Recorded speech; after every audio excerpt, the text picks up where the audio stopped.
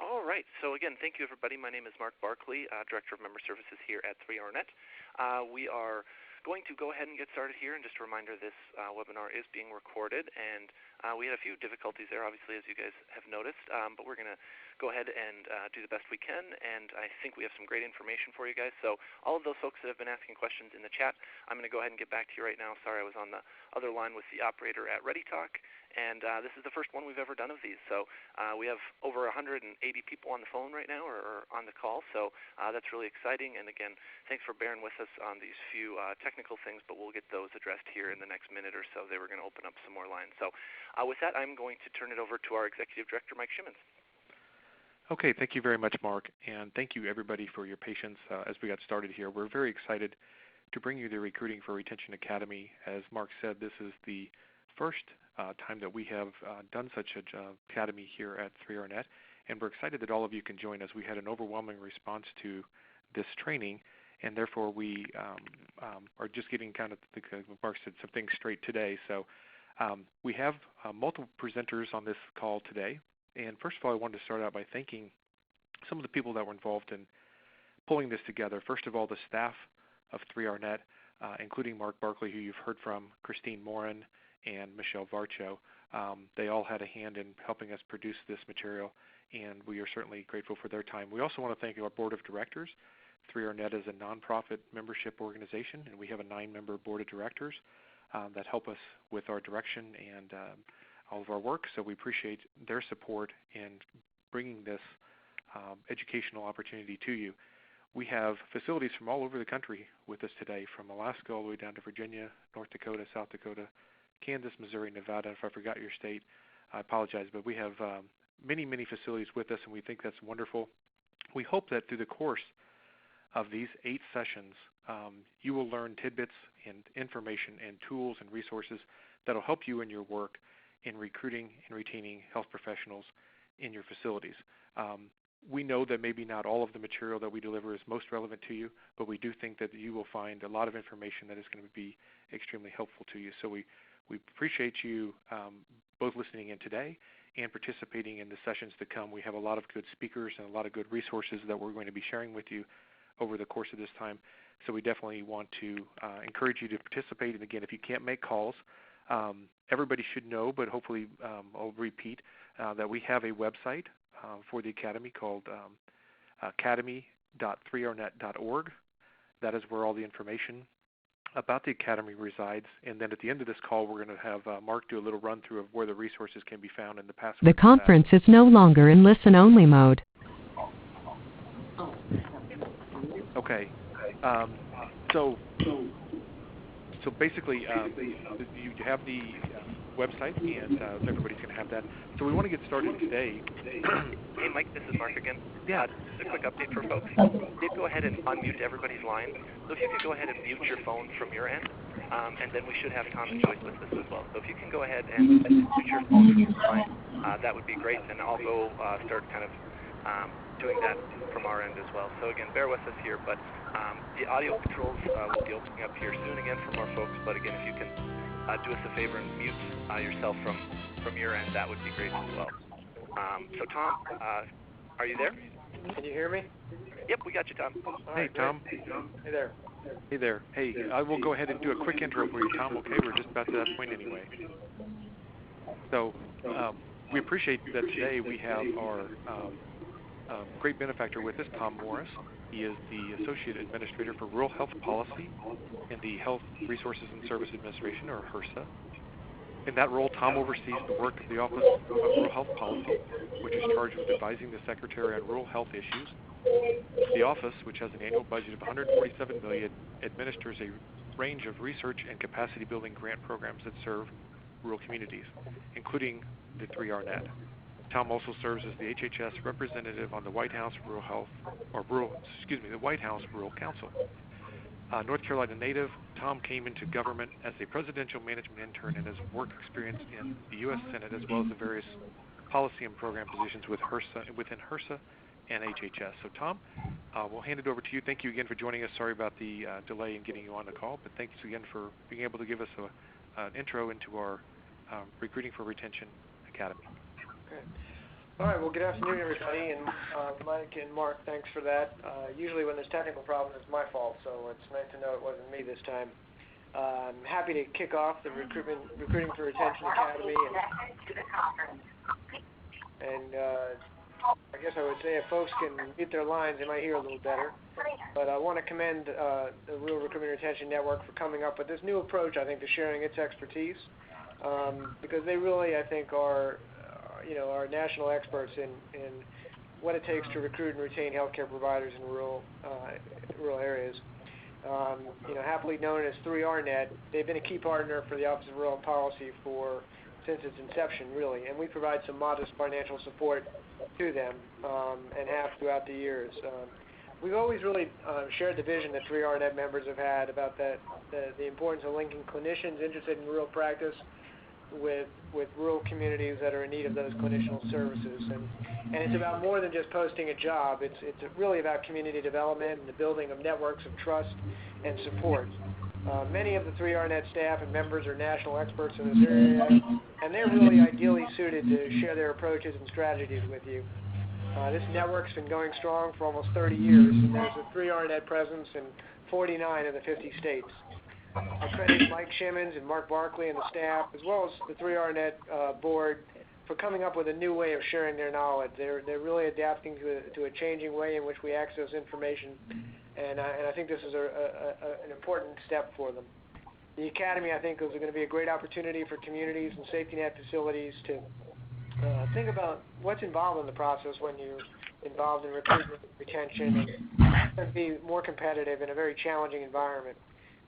The Academy, in essence, will create a learning cohort. I think there'll be a lot of opportunity to share knowledge, to ask questions, and share best practices. Really impressed with the high number of folks that have already signed up. I think that's an important positive first sign. There's no shortage of services or options to turn to in the area of recruitment of physicians and nurses and dentists and other healthcare providers. But often those services come at a pretty high price, and they're not often attuned to the needs of rural communities. And maybe I'm a little bit biased, but I think that 3RNet really is the only group that really gets it at a national level about what it takes to successfully recruit clinicians to rural communities, and more importantly, to retain them once you get them there. And they've got a really good track record. Last year they did more than 2,000 placements in rural communities. And they did that at either a free or nominal cost to their participants in their states. Now, this is not easy work. It's hard, in fact. It's as much an art as a science, and yet it's never been more important when you think about where healthcare is going and the challenges that are out there. It's going to continue to be an important issue for rural communities. I've had the fortune over my career to go to places and see where they do this really well, and yet I've also seen places where there's a revolving door of clinicians coming in and out. And I think if you look at the core of the 3RNet leaders and the faculty that are part of this series, you'll see that there's a great deal of learning that can take place from them, and really hope that people are able to take advantage of that. So over the next few weeks, you're going to have a chance to learn from these folks and to put that knowledge to work in your own communities. And so I look forward to hearing about how it goes, and I just want to tip my hat to Mike and the staff and the board for developing all this, but more importantly, I guess thanks to you all for signing up and taking part in it. So with that, Mike, I'll turn it back to you and Mark. Thank you very much, Tom. Really appreciate your spending some time with us today, and certainly for the support of the Federal Office of Rural Health Policy over the years to 3RNet. We're very grateful. With that, Mike, let me just do a little bit of housekeeping here again. Sure. So again, everybody now, we have opened up the 300 lines, so everybody should have audio. Just a reminder that the lines are unmuted at this point. I'm working on getting everybody muted, so again, those of you saying the audios, we're getting a little bit of feedback. We're aware of that, working on getting them muted, like I said. Sorry, ReadyTalk had a little bit of hiccup this morning with some of the stuff from their end, but again, it'll get better here as we keep going. So with that being said, Joyce Grayson, are you out there? Yes, I'm here. Hey, Joyce, can you go ahead and, let me see, I'm just trying to identify your line here, Joyce. Can you keep talking for just a second for me? Sure. I'm happy to be here today and that everyone can hear me. Yes, we are happy to have you, Joyce. All right, so sorry for that little interruption, but again, everybody's lines for audio should be open. We have plenty of lines now, and Mike, if you want to go ahead and keep leading us, we will keep it going here. Sure, appreciate it. Again, everybody, thanks for your patience with our technical challenges today. But again, it's a very big webinar. This has been a lot bigger webinar than we've ever run, and certainly we are appreciative of your patience with us. And again, this will get better every session going forward. With us today in our first session, where we're going to be laying the groundwork for the recruitment and retention process, is Joyce Grayson, who you just heard from. Joyce is the Director of Health Education Services in the University of Kansas, and she is also a board member of the 3RNet. Her profile is on the website. I'm not going to introduce everything there. I'll let her also talk a little bit about her background, but she has years of experience in this field, so we appreciate having her. She, along with then our second presenter, Jerry Harrison, will be, Jerry is Dr. Jerry Harrison is a PhD, Executive Director of New Mexico Health Resources. Jerry has spent years and years doing recruiting in many different capacities, and including over 20 years with New Mexico Health Resources, and has just a wealth of information as well. So the three of us will make up the kind of presenting team today, and certainly we encourage you to use the chat box for questions. We won't be able to do an audio question and answer period, but you continue to send questions through there, and Mark can prompt us when need be. So with that said, and those folks introduced, I want to just kind of start here by saying, if you are not familiar with the 3RNet, most of you are, we hope, but if you are not, there's a great resource that you can look at. Every year, the 3RNet produces an annual report. The most recent one is here on your screen right now. All you have to do is at 3rnet.org/impact, and you can kind of see what, if you're not sure what the 3RNet is and all about, you can take a look at this document and understand that we have a couple different products that are mostly what we're known for, including a job board. We've run the job board for over 20 years, and this past year our members recorded 2,403 placements, posted over 9,400 jobs, and made over 200,000 referrals. So a lot of activity going on utilizing the 3RNet, and we certainly are appreciative of all of our members and all the work they do every day. And hopefully through this document you'll be able to read a little bit more about 3RNet and understand some of our resources. The other thing that we are well known for, and you are hearing today, which is some educational resources. And certainly some of those are described in there as well. So I don't want to dwell on that too much. Just please check out the annual report. We do produce that every year after the participation of our members, and we appreciate that. Okay, so we finally got into our scenario. Again, it's taken us a little bit longer today, but I wanted to kind of sit here and talk to you just a little bit about where we're coming from and how we think that most of you are looking at this in your facilities. If you're sitting at your desk on a Tuesday morning like today, and let's say a physician walks in and breaks the news to you they're resigning and moving to a different state. Now, after the immediate heart palpitations have settled down and your hands stop sweating, you kind of start thinking about, what is my next step? What is my next step? And that is where we are coming from basically for this whole academy. How can we help you understand that there is a process to this that can be utilized to hopefully make you more successful and more prepared for such a situation? This will never be easy. Somebody coming in and telling you they're resigning and leaving will never be easy. It's especially challenging when you're in a rural or an underserved market and you're dealing maybe with a safety net type of clientele. However, there is some things and steps that we think that would be helpful to you. So in this scenario, what we're hoping to help you build is a recruitment for retention and retention plan instead of possibly what maybe has been or could be your approach, which maybe at this point you call a recruiter. And we talk about how hiring a professional recruiter is more of a sourcing strategy and not a recruitment and retention plan. And over the course of time, you'll hear how we want to try to do this and help you. So that's the scenario we're kind of looking from right now. We also talk about physicians a lot on this call because it is probably the most sought-after position for many of the people that work with us, along with dentists, nurse practitioners, PAs. But really, all of the material we talk about is the opportunity to create a culture and a process to recruit health professionals. All health professionals are welcome on 3RNet, and if you utilize, as you can see, there's many different types of jobs that are posted on 3RNet. The first resource we wanted to kind of talk about, and really what was the basis for the whole academy, is this Recruiting for Retention manual. This manual will be in your resource section. Mark will go through that just a little bit at the end, how you can access this.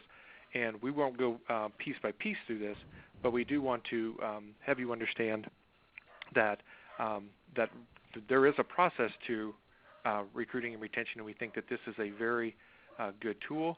And we want to thank the original members of 3RNet that put this together, even back in the early 2000s. It's also a document that we have been working on to update, and it'll continue to be updated, and you will have access to that as participants in the academy. Okay?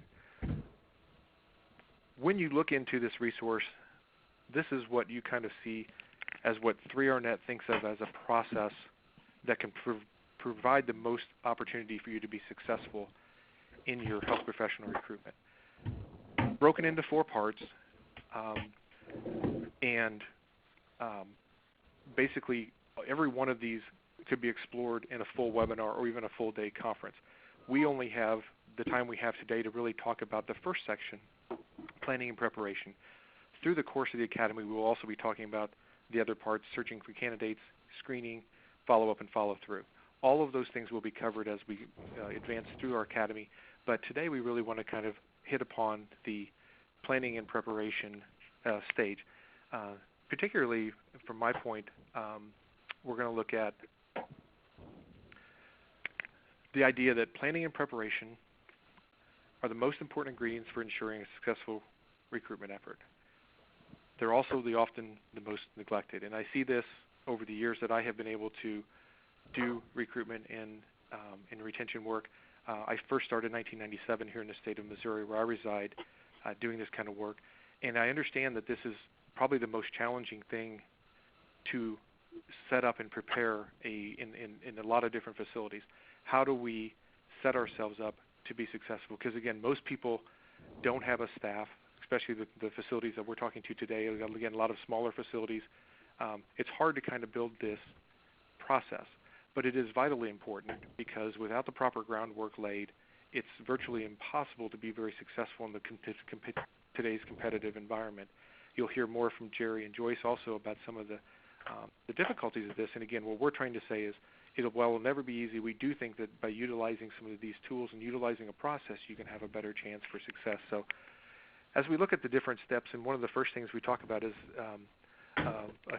a word, a term that was coined by my predecessor at 3RNet, Tim Skinner. He was the executive director of 3RNet for 7 years, ending in 2012, and he was also a longtime physician recruiter, in-house recruiter for a hospital in Wisconsin, and one of the founders of ASPR, the Association of Staff Physician Recruiters. He started using the word recruitention, which is kind of a silly word when you think about it, but also very important to understand that it is one process. Recruiting for retention, recruitention, all of them, they do go together. The better you set up your process on the front end to screen and recruit and source candidates that fit your unique situation, the better you will have opportunities to retain them. It's oftentimes when we get in that spinning door type of thing is when we recruit people that maybe never were a fit up front.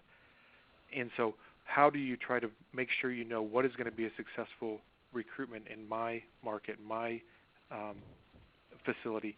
How's that going to be important, and how will that work? So recruitention is a word that we want to kind of put in your mind. We won't talk about it too often, but again, remember that this is one process. It is seamless. It goes together from start to finish, and throughout the course of the academy, we will talk about all of the different parts all the way through the process.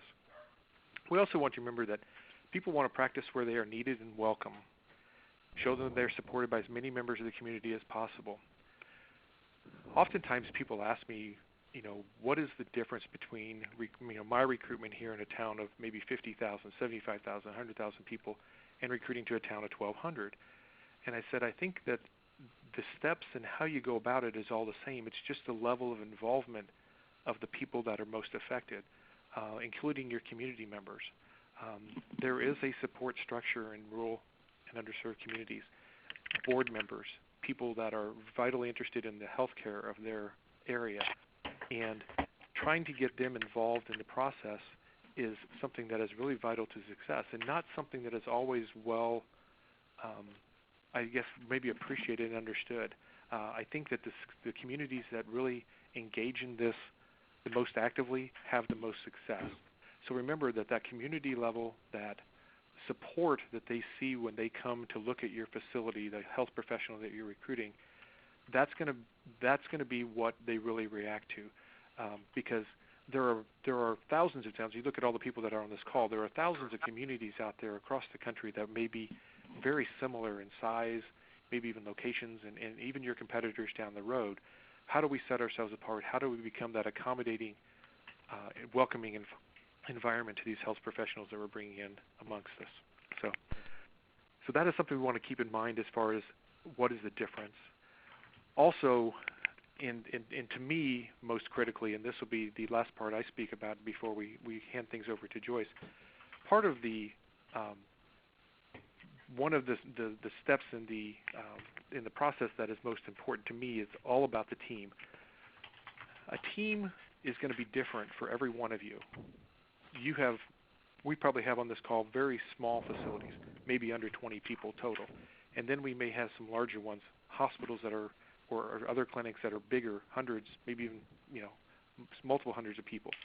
But for the most part, it's all about how are you setting up the process, and how does the work of recruitment and retention flow through your organization. Who is the team? I worked at a 167-bed hospital where I was an in-house recruiter. I was the sole person that was my full-time job to work on recruiting health professionals.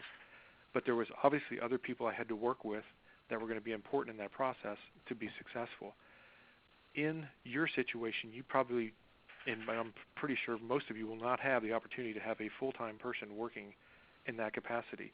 But nevertheless, the work does have to be done if you're going to be successful. So let's take a look a little bit about a tool that we created that can help you with this process. It is a simple form. This is going to be included, or has already been included, in your resource section on the website. And in this form, we're trying to generate some ideas for you on who are going to be the people that are most important in helping you be successful in the whole recruitment and retention process. Realize that some of these, somebody will probably wear multiple hats, or maybe several people will wear multiple hats in this process. But nevertheless, when you are actively recruiting health professionals, somebody has to be handling these capacities, or to be very difficult to be successful. So the recruiter is probably the person who's quarterbacking the whole thing. Oftentimes in a smaller facility, this may be an HR person, a human resources person. It could be somebody else as well, a clinic manager, something like that. Contact person, who is going to be that person that can be most responsive to leads. It used to be, when I first started, 72 hours was the turnaround time on a like when you first got a resume, when you got a CV. Nowadays, 24 hours is probably expected. Now that's very difficult, right, when you're talking about weekends and holidays and things like that. However, the nature of recruitment and retention now, especially with the high competition with some of the professions you're going to be recruiting for, somebody's going to have to get in contact with them, even if it's an email or a quick phone call, really quickly. Now, oftentimes the recruiter and the contact person is the same person. Most likely that'll be the case. However, just know that these are roles that we want to have you talk about. If you go through the list, you also want to think about personality types. When you're in a smaller facility, especially like in a rural area, one of your best recruiters may be somebody that's not naturally in a position normally to be in that role. Let's say that you have a clinic nurse who has been born and raised in that community, maybe even have a leadership position in the community that you're recruiting for, but yet the role they play in the office may be not quite that person. However, boy, wouldn't it be great talking to new candidates, because they're very vivacious and interested in the community. They know a lot of the history and they know a lot of the people. How do we work them into to make sure that they have an opportunity to look at new candidates and also educate new candidates about our opportunity? So as you look through here, that's why on this form you'll see that you have possible choices as well as the selected person, because there may be people that are again, both within your facility or possibly within your community that can hold some of these jobs. So the first page here is really the core team, people that are very key to this. You'll also see on here that one of the things we recommend, and we usually don't see a whole lot of, is an actual spouse recruiter. We use that title, but we really want to say that, don't forget the significant other, spouse, in the recruitment situation. It's vitally important to understand what their needs are if there is somebody like that involved in the recruiting process. How do you address their needs? Help them find a job, help them find resources. And again, oftentimes that could be a spouse or significant other, one of your current staff. So that is something that we encourage, and we certainly know that that's sometimes difficult to find, but it is something we encourage. And on page 2 of this, these are then support people. Again, some of these could be people that you, when you're doing a site visit, members of the community, members of your board, other resources that maybe help you with things here and there, like, again, developing of promotional materials, videographer, other folks that maybe just want to help you be successful in your search. Who are those support team members? And this form hopefully will help you kind of narrow some of that down. And lastly, please don't forget the contract negotiator. Who is going to be able to make the final determination on a hire or not? Who's going to negotiate that contract? Oftentimes, you could do a whole lot of good work in getting somebody prepared to be signed, do a lot of good interviewing and do everything right, and then when we get to negotiations, it kind of falls apart. So we want to make sure who is the contract negotiator. Oftentimes it's probably your CEO, but maybe it's not. It could be a CFO or it could be somebody else, somebody that has the authority to make those decisions, though. Make sure that that's well thought through who that is, and also name them in this opportunity. So that's what we wanted to talk a little bit about as we get started in the planning and preparation process. Be thinking about your team. Right now, who is on your team? If you're looking around and it's just you, then this is a good time to start thinking who else can be part of this. And as we talk about these steps all going forward over the next several sessions, who else can we bring into this to make sure that we are increasing our chances of being successful? So with that, I'm going to turn things over to Joyce, and she will take us to the next segment. Okay. Thanks, Mike. Thanks, good Joyce. afternoon, everybody. I am going to talk a little bit about physician workforce data, particularly around supply and demand and some demographics information.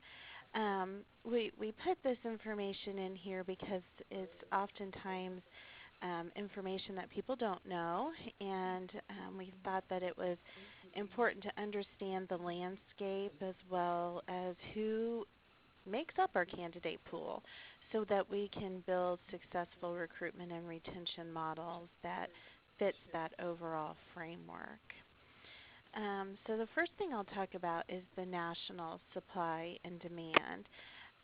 It's no surprise that the Association of American Medical Colleges states that the demand for physicians continues to grow faster than the supply. I think it's something that most of us are already feeling.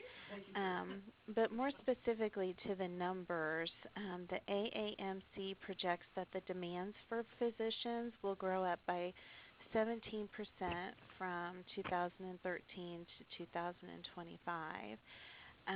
Specifically for primary care physician, they project that shortage to be somewhere between 12,500 and just over 31,000 in 2025. And these numbers are similar to those of HRSA projections. HRSA projects just over 20,000 primary care physician shortage in 2020. So the shortages are clear. One of the reports that I read also by the AAMC says that by 2025, the demand for physicians will exceed supply by a range of 46 to 90,000. And that number includes both primary care and subspecialty physicians. And that's a pretty broad range, and so I wanted to make clear kind of why that range exists.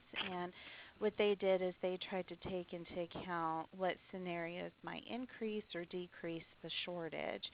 So, for example, they considered changes in policy, delivery, innovation changes, and an increase in nurse practitioner and physician assistant utilization. But even with all those measures taking place, there's still a shortage, and it's significant.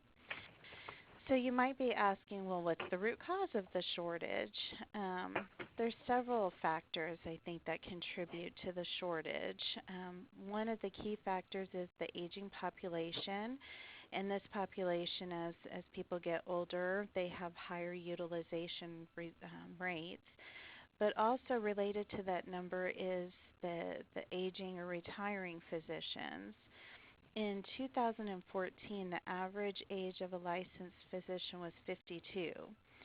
And the active licensed physicians who are 60 years or older represent the single largest category of physicians, which is 31%. So just over a third of our physicians, or of our active physicians, are 60 years or older. So with more physician openings than practicing physicians, we have to look at the overall workforce pipeline and figure out ways to build a stronger pipeline. At the same time, we need to pay close attention to our own recruitment and retention efforts and look at our own unique situations to figure out what the best plan is for each of us. So I would challenge you, what does your organization's physician workforce look like? And are you thinking in terms of who will be practicing 10 years from now? And that's longer term than I think most organizations tend to look at their recruitment plans. And you'll hear 10 years quite a bit when we talk, particularly in the research that I've done. And so why is 10 years an important number? And it's simply because that's about the time it takes to train a new physician, with 4 years of medical school and then 3 to 5 years for the residency training. So that's why it's an important number. So let's shift gears a little bit and talk about individual state supply and demand. I certainly recognize that each state has its own unique set of strengths and challenges that affect physician recruitment and retention. And I would encourage you to figure out what your individual state's landscape looks like. Some of the resources to get that information are your state's 3RNet representative, your primary care office or primary care association, your state office of rural health, or any academic institution that you have within your state. Another really good resource that we've utilized is the Graham Center, and they have developed individual state reports. These reports project primary care physician workforce that's necessary to maintain current utilization rates. And they take into account 3 major factors, which are increased demand due to aging, population growth, and an increasingly insured population due to the Affordable Care Act. And so I just put up here what a report looks like so that when you're looking for yours, you know what to look for. This is Kansas's projection. And so you can see here that to maintain our current rate of utilization, the Graham Center projects that Kansas will need an additional 247 primary care physicians by 2030, which is a 13% increase from our 2010 workforce numbers. I just want to mention a couple of things, though. When you go to pull your own individual state report, a couple of things to keep in mind. First is that these reports are based on current status quo. And for Kansas, particularly in the rural areas, I think some of the communities are already feeling a shortage of primary care physicians. And so with that, I would argue that the number is actually higher so that everyone has good access to care. And second, 46% of this figure is based on utilization rates due to aging. And as we know that as people age, their need for subspecialists increases. And so I would say that maybe Kansas needs more than 247 primary care physicians, but it does not account for all the subspecialists that we need to take care of the same population. Joyce? Uh-huh. This is Mike. As far as a resource, the Graham Center, perhaps we can, I don't know if we put on there how do you access them, or is there did you do that through a website that we could maybe provide on our resource section? Sure, I could get that to Mike. I just Googled. Okay. I just Googled the Graham Center workforce reports, and I did cite it at the bottom. So, okay. But I can certainly get that website to Mark to put up on the resource pages. That'd be great. I think that might be helpful. But thank you so much for putting that out there. Sure. So shifting gears a little bit, but still kind of staying within the realm of just the data. Looking at who our providers are that we're trying to recruit and retain. According to the Association of American Medical Colleges, there are currently more active male physicians than female physicians, with a 67-33% split. But this is changing. Over the last several decades, there's been an increase in the number of female medical students. And so over the last 10 years, we've seen almost an equal split in the number of male and female medical students accepted each year. Male is slightly higher. I believe the last number I saw was about 52% to 48%. The American Medical Association reports that women make up a larger percentage of resident physicians in family medicine, psychiatry, pediatrics, and OBGYN, and males make up a larger percent of resident physicians in surgery, emergency medicine, anesthesiology, radiology, and internal medicine. Of those medical students, about 75% have attended, of those that have now gone into residency training and practice, about 75% attended a U.S. medical school and 25% have an international medical degree. And as we mentioned earlier, just over a third of the current active physicians will be 65 or older within the next decade. And so another topic that's often discussed when looking at physician pipeline and projected shortages and future providers is the expansion of medical schools. Just to give you a little bit of background, around 2016, the nation's medical schools recognized the emerging physician shortages and committed to take steps to address the problem by expanding enrollment by about 30%. And this goal has been accomplished. Between 2006 and now, the number of students enrolled in medical and osteopathic schools grew 33%. However, there hasn't been a proportionate increase in the number of residency positions. Growth in residency and fellow positions has only grown about 1% each year over the last 10 years. There's several factors for this disproportionate growth, but one of those factors for the lack of growth is the federal cap on support for graduate medical education, and that refers to the Medicare support. So within that framework, I often get asked, are there enough residency positions for the number of medical students that are graduating each year? And I would say that there's some pretty different opinions on this. So I will just again go back to the data. The 2015 National Resident Matching Program and American Osteopathic Association match showed that there were enough slots for the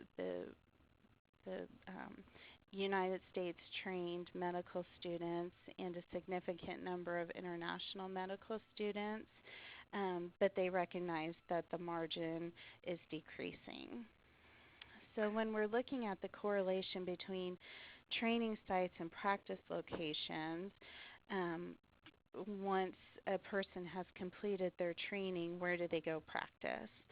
The national average for that is 39% of physicians where they received their medical education are now practicing in that state. And 47% of physicians who received their graduate medical education, so where they did their residency training, are now practicing in the state in which they trained. And the AAMC produces an annual report with state-specific information. I can provide that link to Mark as well, so you can see how your state does, to see if your percentages where they kind of measure up to those national averages. And that's a really good indicator of where to look, particularly when you start looking at places to source candidates for your openings. Hey, Joyce, this is Mark. Uh-huh. Hey, I just had maybe a comment or two here and then maybe a question for you as well.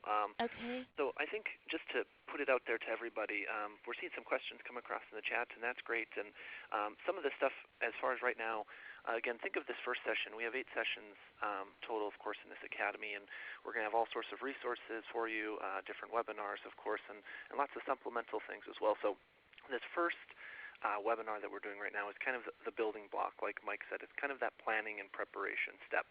So a lot of this data is going to kind of come back into the way that we're thinking about sessions in the future, right? So one of the things, right, that we're going to talk about next session, for example, is how are we going to determine our strengths and weaknesses in relation to sourcing candidates. So, and then on the flip side of that, if we know, for example, we're doing 10 things really well, is there a possible way we can target physicians or nurses or nurse practitioners, et cetera, that would be interested in those 10 things we do very well?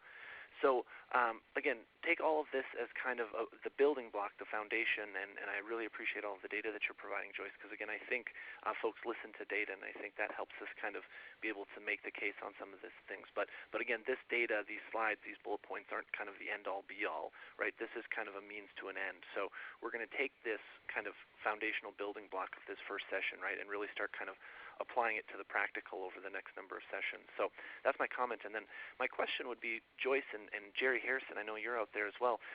We're talking a lot about physicians today.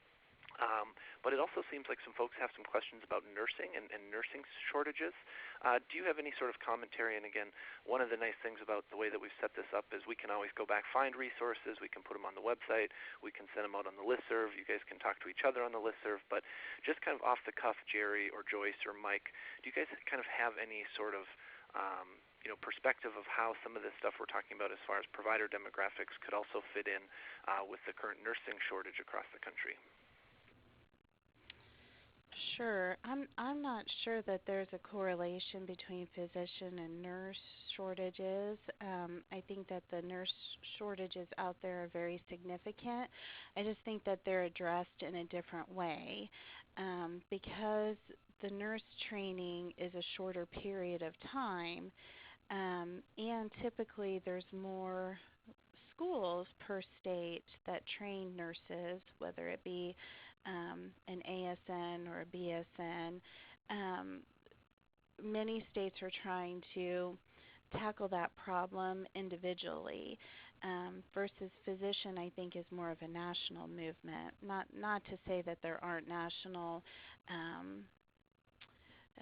types of strategies to address nursing shortage. I'm not saying that, but I think individual states have kind of crafted very specific plans to address those shortages.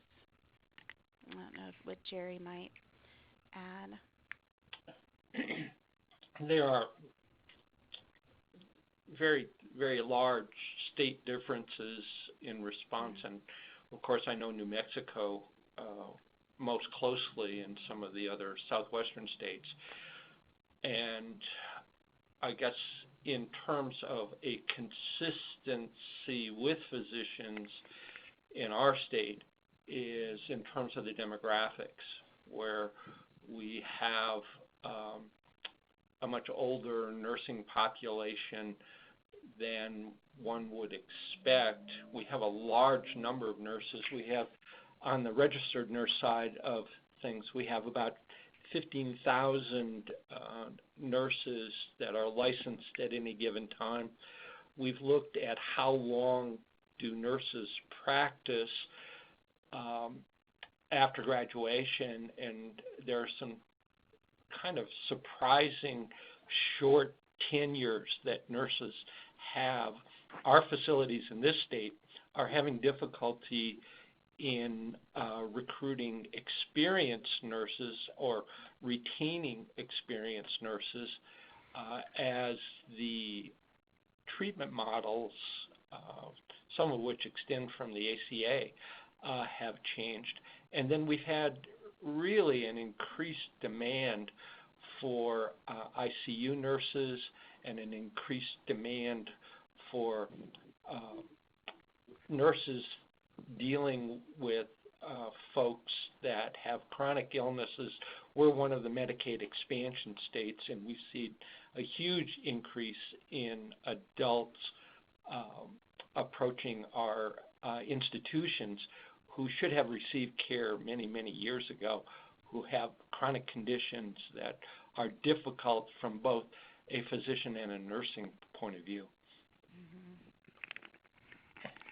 Yeah, I would add, to explore what kinds of avenues your individual states are taking to address the nursing shortages. I know for Kansas, one of the strategies is to try to keep more nurses locally, and so colleges that are producing associate degree nurses have partnered with BSN programs to allow for that nurse to practice in her local community and pursue her BSN while working, so that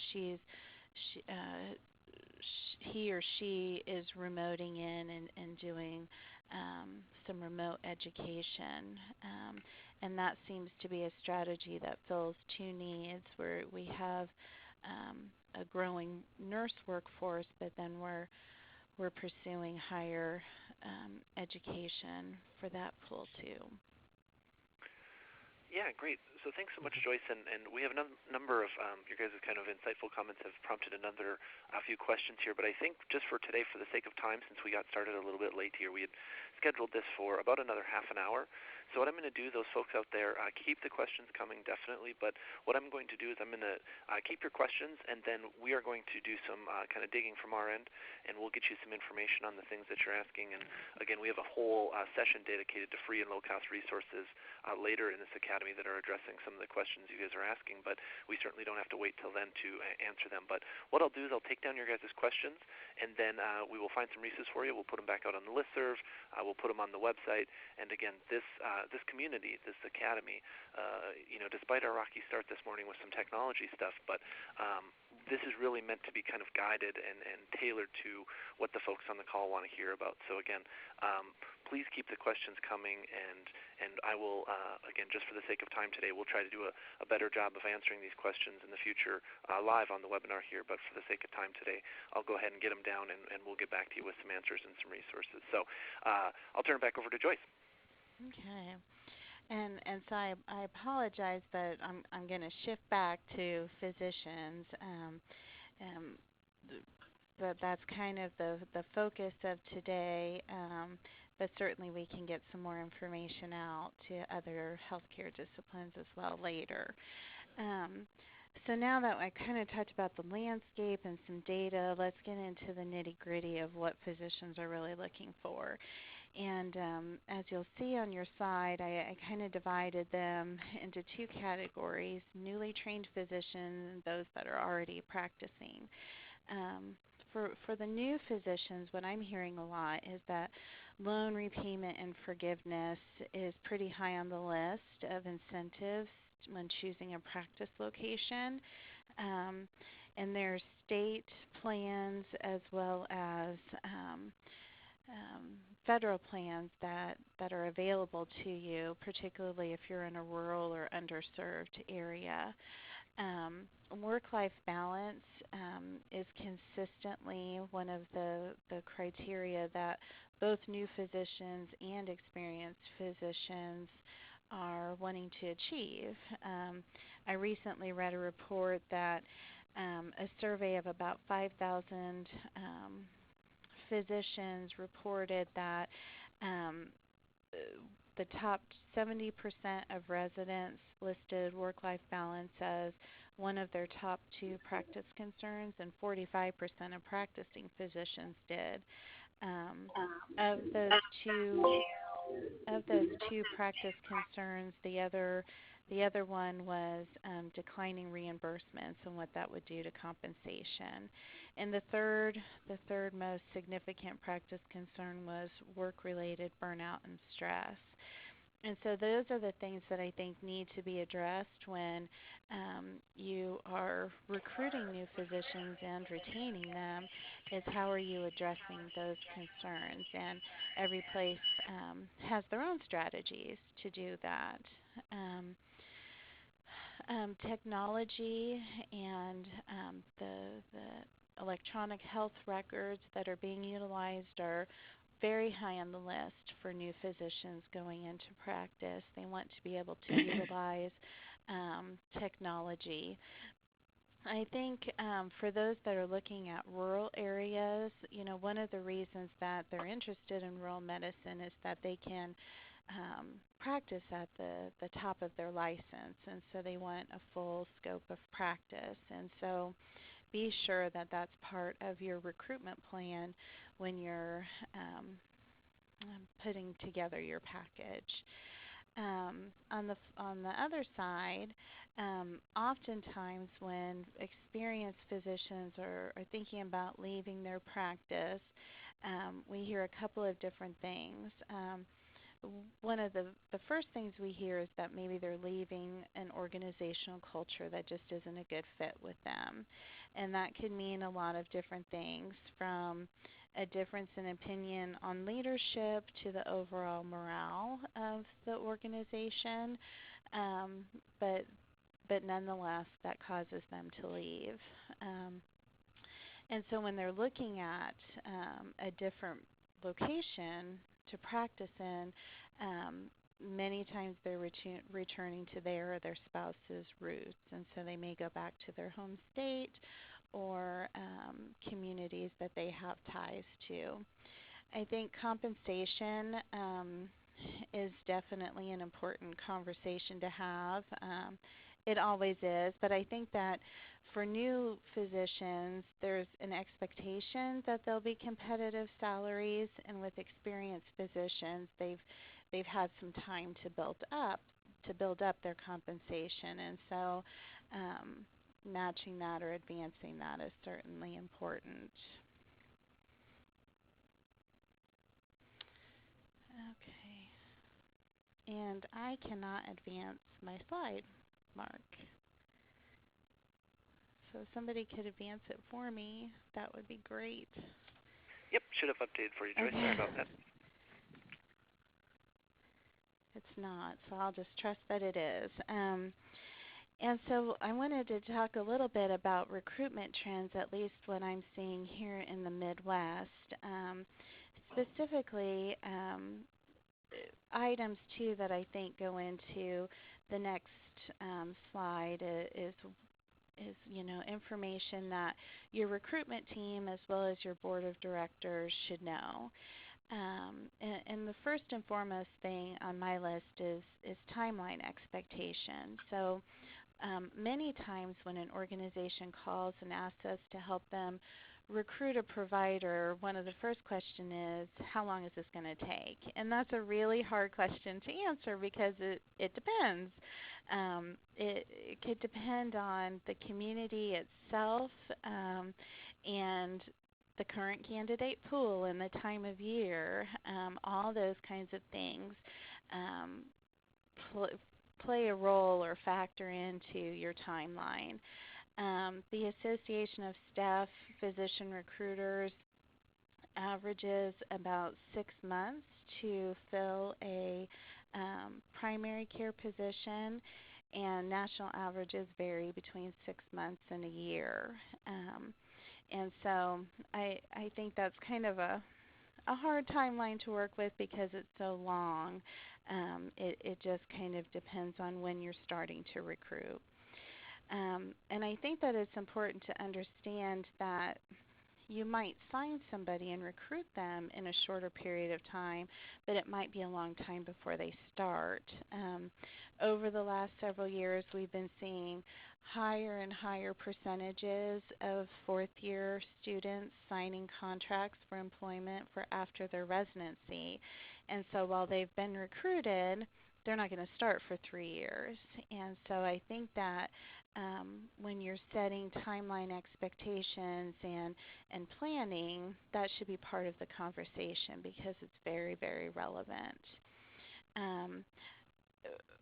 For the programs that I've seen here over the last couple of years, about 20% sign in the end of their fourth year, beginning of their first year, and about a third of them sign during their second year, and the remainder sign during their third year of residency when I'm looking at primary care physicians. Financial incentives is another trend. I mentioned that loan repayment and forgiveness is a driving factor when making decisions on where to practice. I think that the number of stipends being given during residency is increasing. About 20 years that was pretty popular, and then it kind of fell off, and I would say over the last 5 years or so it has resurrected, and I'm seeing more and more residents already committed to a community. Employment is still the preferred model for new physicians coming out of training. I think it's right around 80 to 90% of physicians coming out of training are taking a position in which they're employed, either with a hospital or a practice. And again, flexibility continues to be something that's almost expected to accommodate work-life balance. And I would say that one size doesn't necessarily fit all. I think that what work-life balance means to an individual is what it means to that individual. And so really understanding what is important to that person so that you can have some good long-term retention is really critical. So I would, if I was putting together a recruitment plan, I would allow a whole bunch of flexibility so that I could have different options for different people. And one thing I think that's important to recognize is that particularly as experienced physicians are retiring, it's not necessarily a one-to-one replacement anymore. And so a person who is just coming out of training is probably not going to be able to replace equally the retiring physician. I think that workload expectations are probably different, and they need time to build a practice, and so their expectation wouldn't be to have the same amount of volume as that retiring physician. And that really changes your staffing model, and planning for that would be an important part of figuring out that model. I would encourage looking at nurse practitioners and physician assistants to supplement that kind of role. and be creative. New strategies are emerging all the time. Here in Kansas, one model that has been really, really successful is a medical mission model, where it has been recognized that one of the family medicine residencies have a very strong interest in missions work and international missions. And so an organization really embraced that and said, well, if you come work for us, then we'll let you take time off and have extended time off, 6 weeks of time off to be able to go do medical missions. And that has just really been a good match for who the residents who are finishing their training, their interests are, and they have a pile of applications, and so that's kind of neat to see a rural community leverage the interests of the residents being trained here in Kansas to fit within their organization and serve two needs at once. So moving on, the board of directors' role in recruitment was something I just really felt was important to mention, because I don't think that all the time board members understand recruitment or retention, and so I think that it's really important to make sure that members of the board of a hospital or clinic understand recruitment goals and timeline expectations and budgetary factors, and just have some of this education and this data. And so I would really encourage you to share that with your board so that they can support your efforts. And I think that a board serves a really important role in continuity. Sometimes we see leadership, organizational leadership, have turnover. And so when a hospital administrator or CEO leaves, usually they're a pretty significant person in the recruitment process, and what happens to that person who's being recruited when leadership leaves. And I think if the board is engaged, then they can provide the continuity. I also think that they are a key role in ensuring community engagement during the recruitment and retention process, that they're a good link that should be leveraged in welcoming not only the provider but their family too. And I'll end there and welcome Jerry. Thank you very much, and thank you everyone for being with us today. I would just add one thing, Joyce, in regard to the numbers.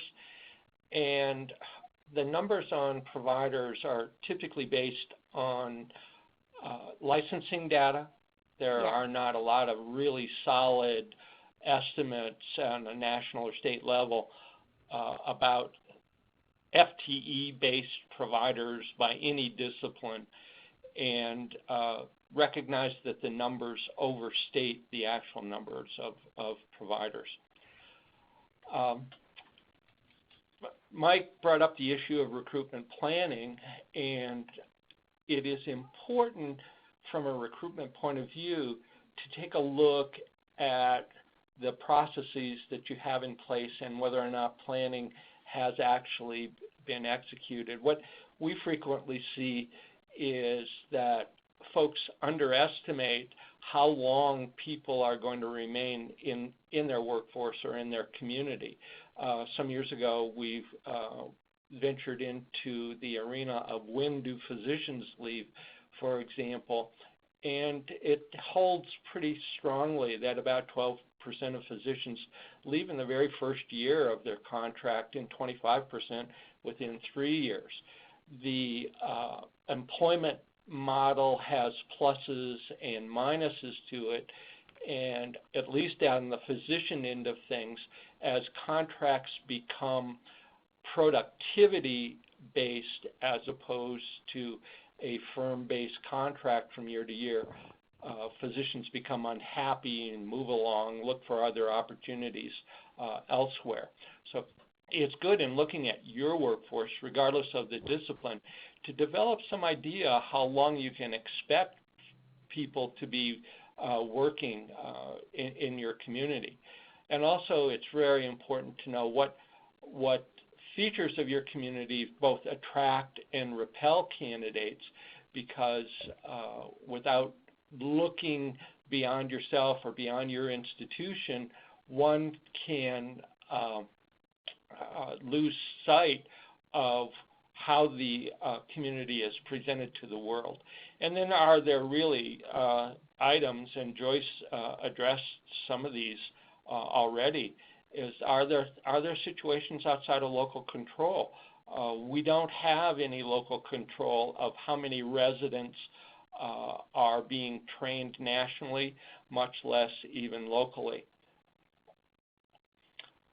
I'd like to really emphasize that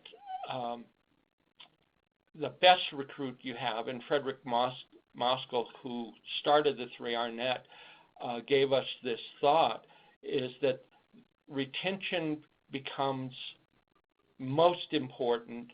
It becomes something that we need to take into consideration before, during, and after recruitment activity. That recruitation thing that Skinner brought up some years ago. So, as you're looking at recruitment, how long have your folks been in place in your institution? Here in New Mexico, for example, the expectation is that a newly hired primary care physician going to work in a community health center can probably look at between 28 and 34 months of employment. And some of our organizations are actually gearing their recruitment plans based upon how many months that their physicians have expended, if you will, in their employment. And in particular, how old are the providers in your workforce? For physicians, it looks like about 18% of those who are leaving positions in recent months are doing so because of retirements. Physicians tend to retire around the age of 60. So if your workforce is close to that, our state's median age of physicians, for example, is 54. And based upon licensing data, we have the oldest physician population in the country. And that is leading to tremendous demand upon institutions and recruiters. And then what are your particular organization's plans for expansions or contractions as time go by? There are still 19 states, for example, that have not performed the Medicaid expansions. Is your state one that's going to be doing that in the future, and what kind of impact will that have on your particular facility? Then, are there features of your community that you can sell, that you can use in order to attract candidates? Does your community really, or institution really require active involvement in community life on the part of your employees? And how does your organization present itself to the public? Joyce has already addressed many of these things, so I'll skip over this one. We see, and by the way, we recruit for about 90 organizations in the state of New Mexico. These are the issues that we see having tremendous impact upon whether or not a new recruit will accept a position, with call really having a primary component of that. If one is going to work 1 in 3 versus 1 in 5 or 1 in 7, that makes a great deal of difference to young people coming out today looking for employment. I'll leave, since we're running short on time, I'll leave these items for you to think about and looking at your own particular facilities. We see a lot of our organization presenting itself through a building or through a parking lot. And if you're doing that, I would consider taking a look at the people who work.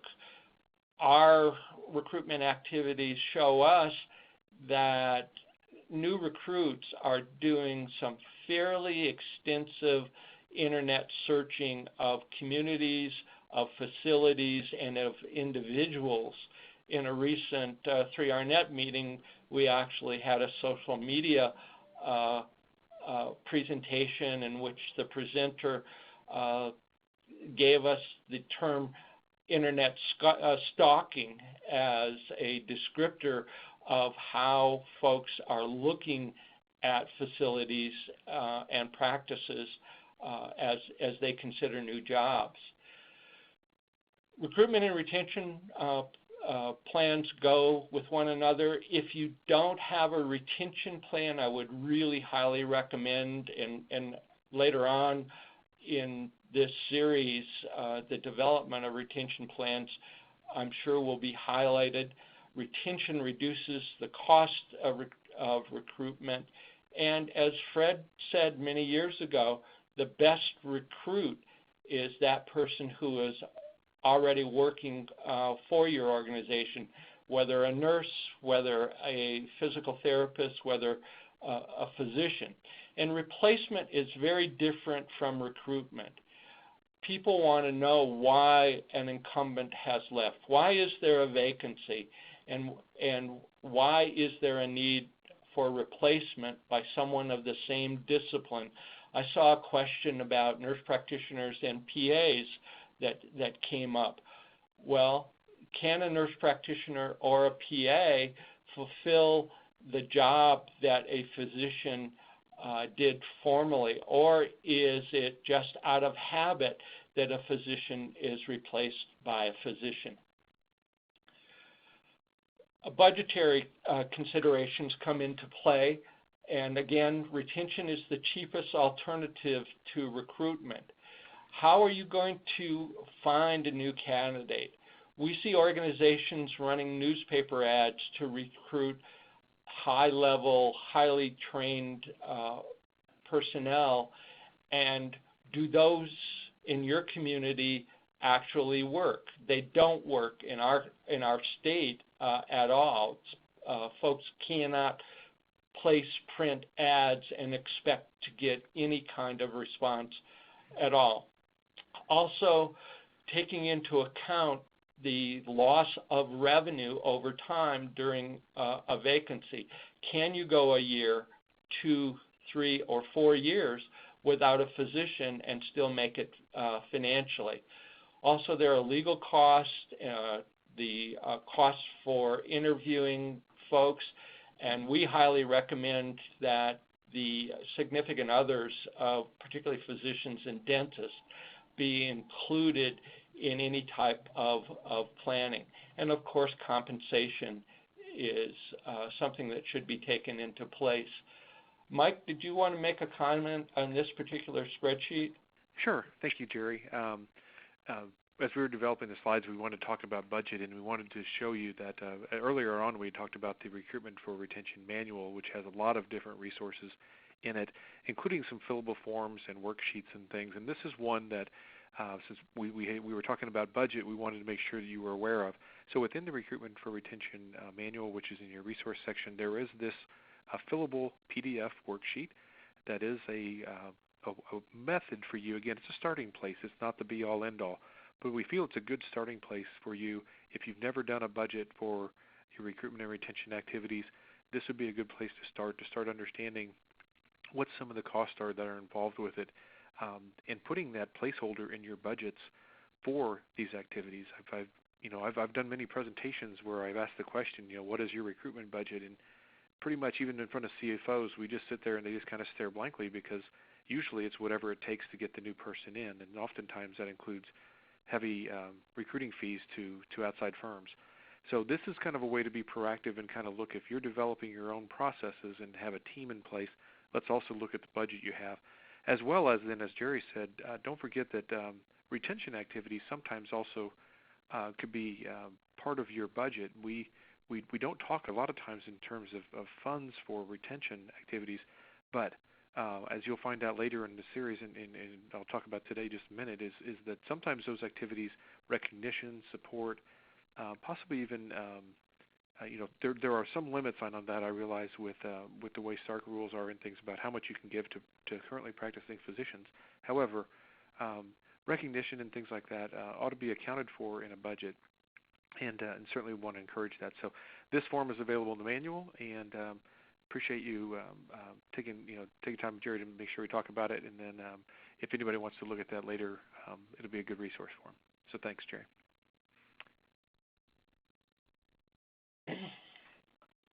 There are some non-budgetary community impacts as well of the shortages of health professionals that at least appear in our state, and sometimes we think about our state as being a bellwether for other states. When Joyce was talking about a future increase of 247 physicians in Kansas down the road, we're currently looking for over 200 physicians in New Mexico.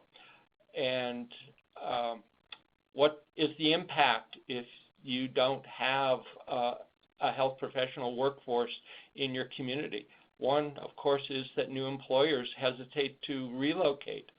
And if, for example, what's happening in the southeastern part of the state and somewhat in the Midwest, if a hospital has to downsize or close, what's the impact in the community that could result in the loss of jobs and businesses outside of the hospital or practice itself?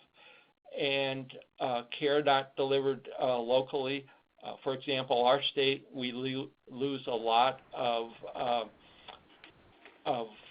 patients who have to go to other states, particularly Texas, for care, just as a function of there not being health professionals available. And it's always good to keep in mind, in respect to physicians anyway, that they have an impact on other jobs. And what you all are doing in terms of recruiting health professionals has a definite multiplier effect. And I think I'll wind it up with that. All right, thanks, Jerry. This is Mark again. I'm just going to hop back in here. We just wanted to take the last few minutes before I turn it back over to Mike to send us on our way. I just wanted to take a minute or so. Hopefully everybody has seen the Academy website, but just wanted to show you a few things on it and make sure everybody was comfortable accessing materials and that sort of thing from the Academy website. So bear with me for 1 second. I'm going to go ahead and share my desktop with you. Oh, you can see my beautiful 3-year-old, soon-to-be 4-year-old girl, Ella, there. But here is the website, so academy.3rnet.org, and again, hopefully you guys have seen this, but again, just to reiterate, everything's here from the agenda. You can look at some of the different things that we'll be covering.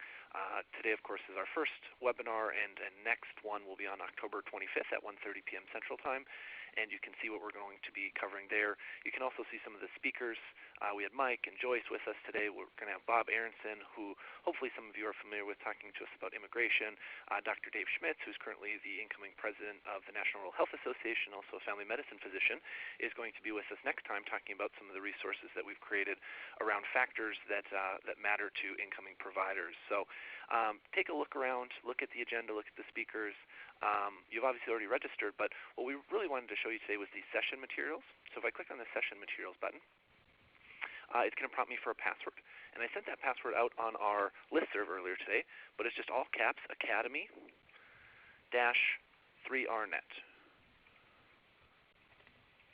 Okay, so all caps, Academy-3rnet.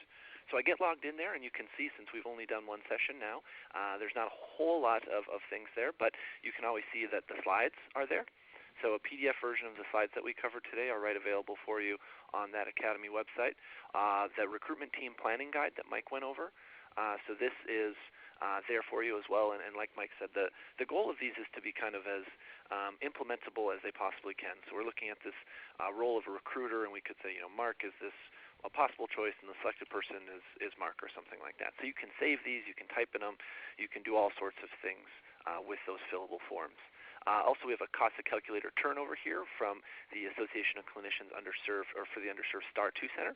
And again, that's a really great actual calculator that will help you determine some of the costs of turnover with some different factors inputted.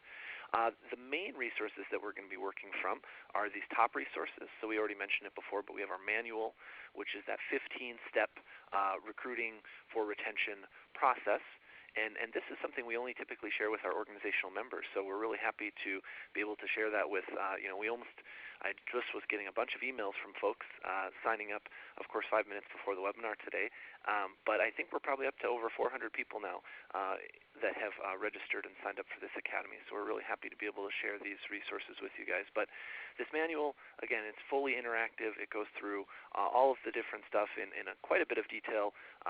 So you can see over here to the left-hand side, step 1, assessing the need for primary care providers, all the way down to step 15, which would be kind of developing and implementing a retention plan. And like Jerry said, kind of the framework of this, these 8 sessions that we're going to be doing here are kind of walking through these different 15 steps. So today we talked about a number of these steps in part 1, kind of the planning and preparation step. And then our next webinar, like I said, we're going to be looking at another resource here that is called the Factors books. So we have an edition for critical access hospitals, we have an edition for community health centers, and also, it's not listed here yet because we're just finalizing it, but we also have an edition for rural health clinics. And what these resources are 50 factors that matter the most to recruiting providers to these different types of facilities. So again, this one's critical access hospitals. And the way that this works is this was a research project out of Boise State. And like I mentioned, our next speaker, Dr. Dave Schmitz and Dr. Ed Baker were kind of instrumental in putting these factors together. But again, just as a high-level overview, what we're able to look at here is different factors that have relevance to recruiting.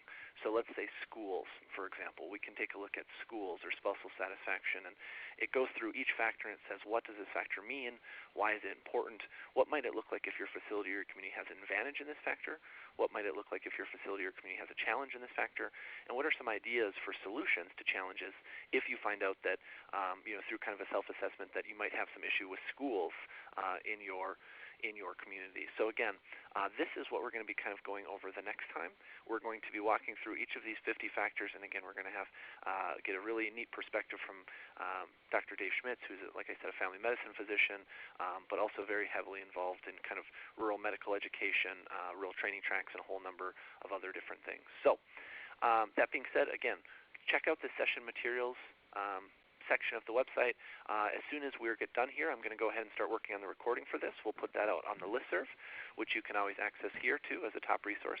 Again, that listserv is really meant to be something we can communicate back and forth with each other too. So all of the folks that are signed up for the Academy have access to that listserv. So again, certainly we don't have all of the answers. So as we're coming up with questions, again, if you're out there and you're thinking, man, I have a really great resource for that, put it out to everybody. And then again, in that way we can kind of help and learn from each other as well. So, but this will also be the spot where the recording goes as well. So as soon as I have that recording processed and everything, the recording will be right here on the session materials page, and you'll just be able to watch, of course, the session 1 recording as well. So that is everything, I think, for the Academy website. Let me just jump us back into our slides. And Mike, did you have a few kind of wrap-up type of questions for us? Sure. Just wanted to make sure that thanked everybody again for their help today, especially Mark Barkley here, who's been doing overtime trying to keep this on track with our early technical difficulties. It was quite the challenge, so I appreciate the quick duty he had to do to kind of make us get back on track. Certainly appreciate Jerry Harrison and Joyce Grayson for their thoughts today, and for Tom Morris also appearing and giving us some words of encouragement as we embark on this journey. And again, that is what it is. This is a first step. This is a journey that we put together in 8 parts. There are many other parts to it. And we are so grateful that you joined us for this opportunity to learn from each other, to share with you resources, and to hopefully help all of you look at your recruitment and retention needs in a different way, in a different light, and also utilizing resources that may be new to you. So we appreciate the opportunity to be with you today and look forward to talking to all of you again on the 25th in our second session. So thanks for joining us again, everybody, and have a good day.